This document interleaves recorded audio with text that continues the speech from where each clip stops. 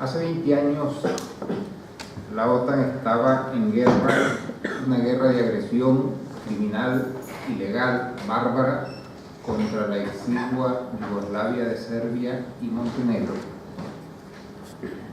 que fue la primera guerra geopolítica después del suicidio de la Unión Soviética.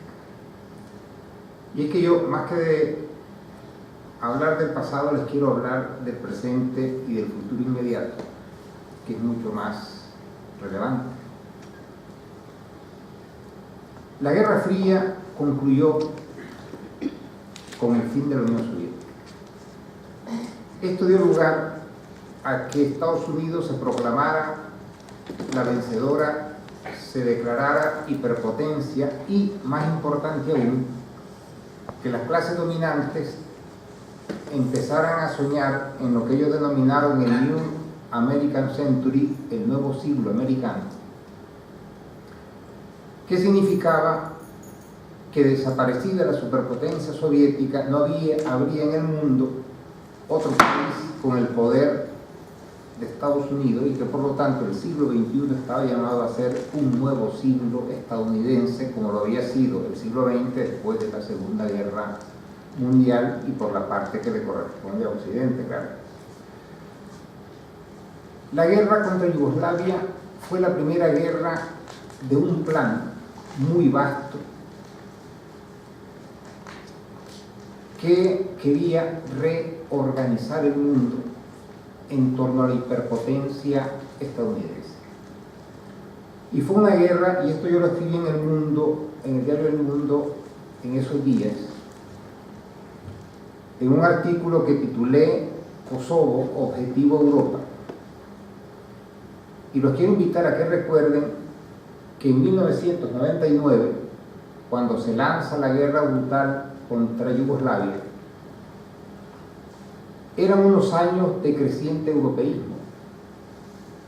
Entró el euro, la divisa llamada a rivalizar con el dólar y por lo tanto a acabar con el monopolio del dólar en el mercado financiero mundial.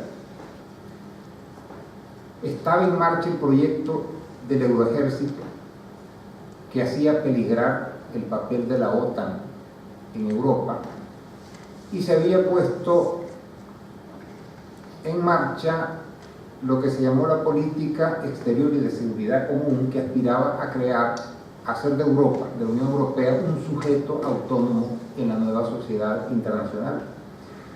La guerra en Yugoslavia sirvió a Estados Unidos para desbaratar todos los proyectos europeístas. Y de hecho, después de 1999, nadie volvió a hablar de Euroejército, nadie volvió a hablar de la PESC, nadie volvió a hablar de la Unión Europea como un sujeto autónomo, sino al contrario, y esto está escrito por el jefe militar de Estados Unidos, el jefe de la OTAN en ese entonces, que la guerra en Yugoslavia había tenido como objetivo impedir que la hegemonía de Estados Unidos en Europa fuera puesta en peligro. Y esa hegemonía se manifiesta sobre todo a través de la OTAN, porque ya en términos económicos comerciales el panorama es más complicado. Y a partir de Yugoslavia fue la invasión de Afganistán sobre texto de las Torres Gemelas, pero yo les quiero recordar que Afganistán es un país centroasiático muy importante para establecer bases desde las cuales Estados Unidos podía proyectar su poder sobre las antiguas repúblicas exsoviéticas, sobre China, en un sueño de un gran geopolítico británico del principio del siglo XX, Harcourt Macmillan. Después fue la invasión de Irak, las dos guerras contra Irak, cuyo propósito era reordenar Oriente Medio, liquidar todos los gobiernos progresistas y antiguos aliados de la Unión Soviética, y de esa manera crear un mundo a la medida y bajo el control absoluto de Estados Unidos. ese proyecto fracasó. Militarmente, las guerras en Afganistán, Irak, fueron un desastre militar y político. La agresión contra Libia abrió un boquete de una crisis humana, política, material enorme. Y sobre todo en Siria, chocaron con un hecho con el que Estados Unidos no contaba, y era el renacimiento de Rusia y la decisión de su presidente Vladimir Putin de pararle los pies a Estados Unidos en el país más estratégico del Mediterráneo, como es Siria.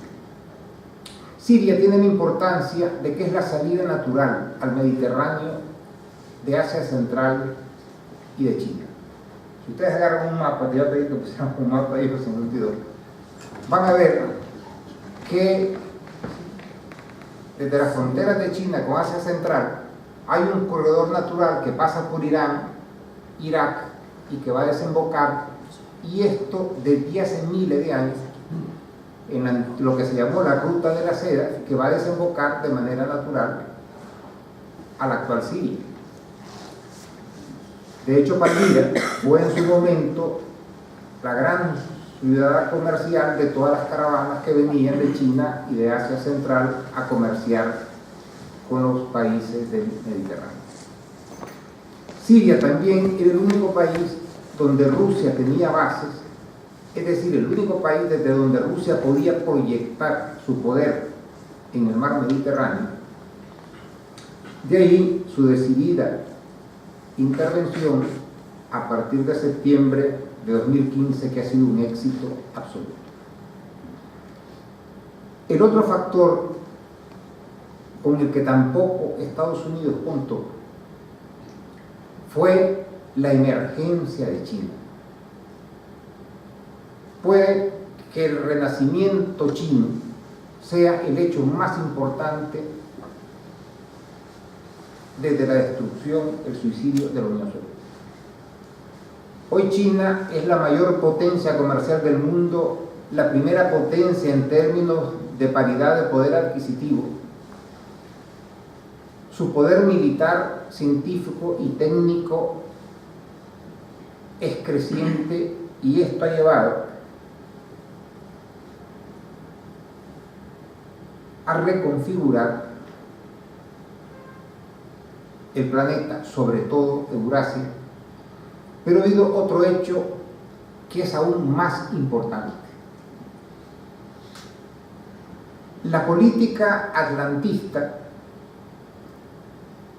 cuando decide declarar a Rusia el enemigo a batir y expulsar a Rusia de su proyección europea, lleva a que Rusia vaya forjando lo que hoy es una alianza de hierro con China. De manera que estos dos países juntan sus necesidades y también su rivalidad y su disposición a retar a Estados Unidos, creando una alianza que es hoy por hoy la alianza más poderosa que haya existido en la historia. Juntando territorio, población, recursos naturales, recursos humanos, desarrollo y potencial militar, capacidad científico-técnica, la alianza chino-rusa no tiene parangón, y la OTAN a su lado es un enano. La OTAN ya no es lo que era. Yo, en uno de mis libros, llamo a la OTAN el flanco atlántico del ejército de Estados Unidos. Porque la emergencia de China, el renacimiento de Rusia y la consolidación de la alianza ruso-china, más todos sus aliados, entendámonos que los mayores aliados de Rusia son Irán India, Vietnam, los mayores aliados de China son Pakistán, de Rusia, las repúblicas asiáticas. O sea, si sumamos todo eso, nos da una escalofriante cifra de más de 30 millones de kilómetros cuadrados y 2.200 millones de habitantes en un territorio que va del mar de Barents hasta el Océano Índico. No hay quien pueda con eso. Entonces Estados Unidos ha reconfigurado su doctrina, y esto no lo digo yo, lo dicen ellos, de manera que han dibujado un plano, porque para ellos la guerra con China y Rusia es inevitable. Lo dicen ellos, no yo. Yo tengo los documentos oficiales del Congreso, del Departamento de Estado, del Pentágono, donde ellos están rediseñando toda la estructura económica, militar, política, etcétera, de Estados Unidos para un enfrentamiento que ellos ven de cara a 10 años. Está escrito en su documento. Y en este escenario, Estados Unidos repite la estrategia de la Segunda Guerra Mundial, en el sentido de que ellos tienen dos escenarios de confrontación. Uno es el europeo y el otro el del Pacífico. Estados Unidos ha encargado a la OTAN el frente europeo, el frente atlántico. Y el papel de ustedes, porque España es miembro principal de la OTAN, y sus barquitos, sus aviones y sus soldaditos están en el Báltico, en el Mar Negro. Aquí tienen la mayor base militar del Mediterráneo, centro de inteligencia, y además el ejército español es atlantista a muerte. Su papel es ir a morir por Estados Unidos en una eventual confrontación militar con Rusia y sus aliados. Estados Unidos se ha reservado para ellos el escenario del Pacífico.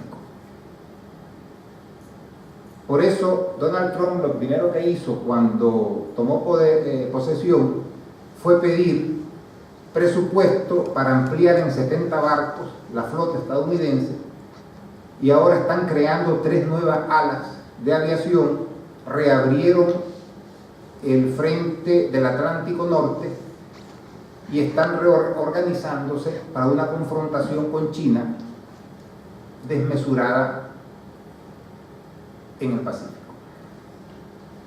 Ese es el panorama con el que ustedes deben enfrentarse. Porque ya la OTAN no es aquel aparato militar cuyo objetivo era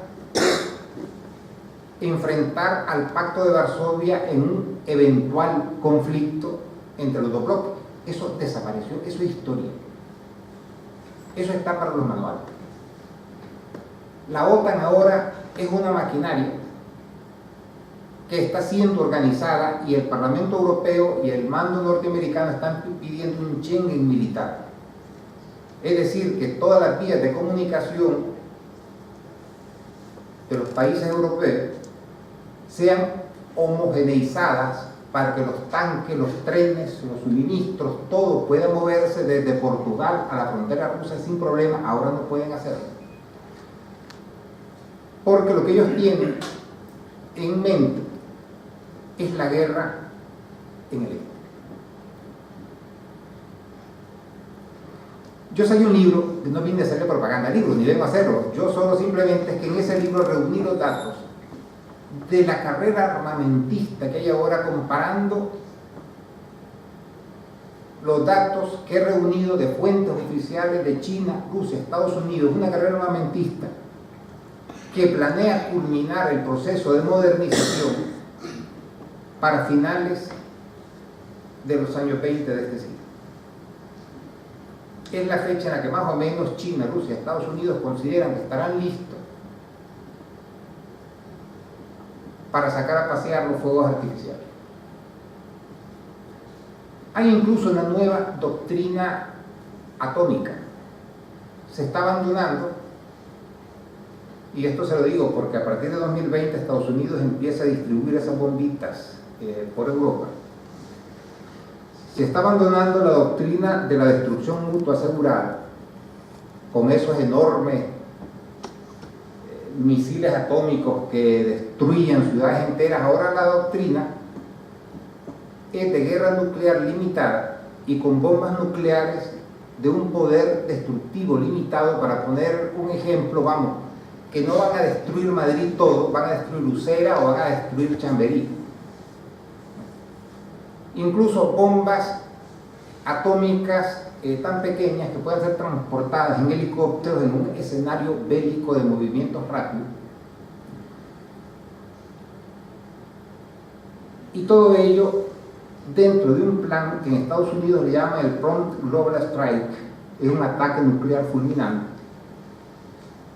Doctrina que se ha desarrollado a partir del convencimiento de Estados Unidos de que ellos en una guerra regular nunca vencerían una alianza ruso-china.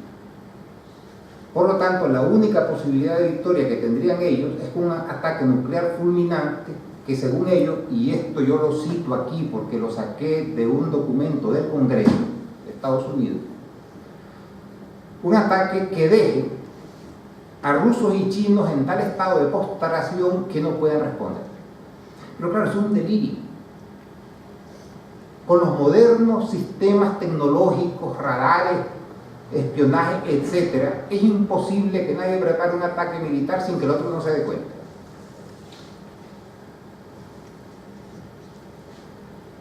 Pues bien, China está triplicando, nadie sabe el poder militar de China, pero Estados Unidos calcula que lo ha triplicado.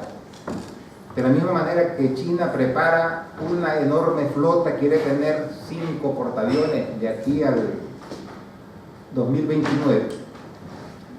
Mientras Rusia se está especializando en misiles hipersónicos. Para que nos entendamos, son misiles que vuelan muchas veces más a la velocidad del sonido, y estos misiles ya están siendo distribuidos en las Fuerzas Armadas rusas.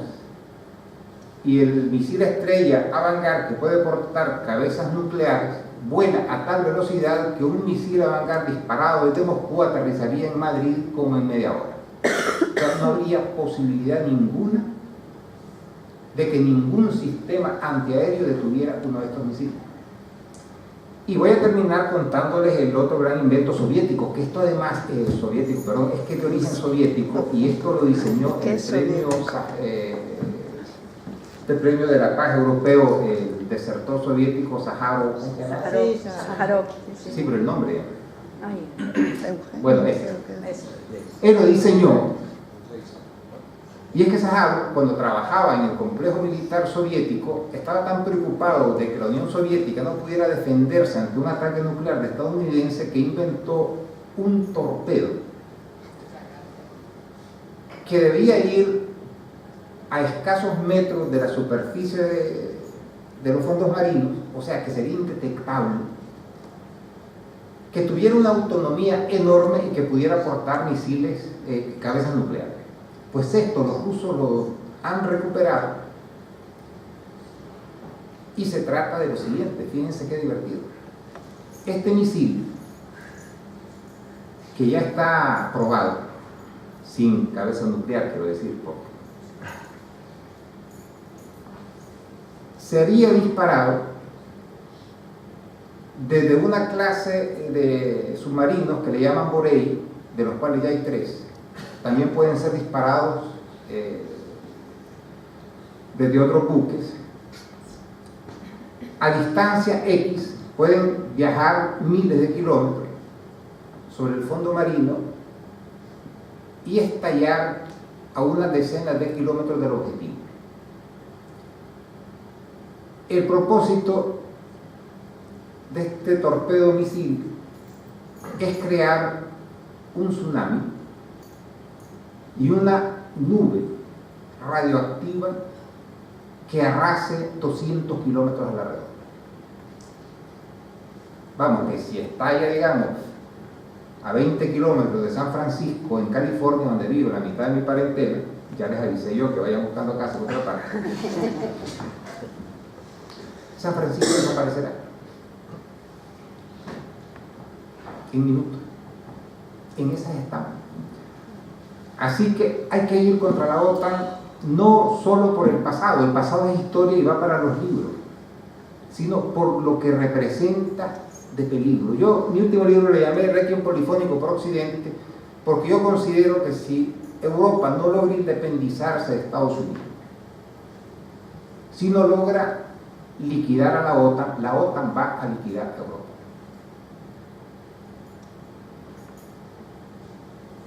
Y esta península, que es una península, métanselo también en la cabeza, los Urales son una cordillera enana en comparación a los Himalayas, y sin embargo nadie piensa que la India es un continente.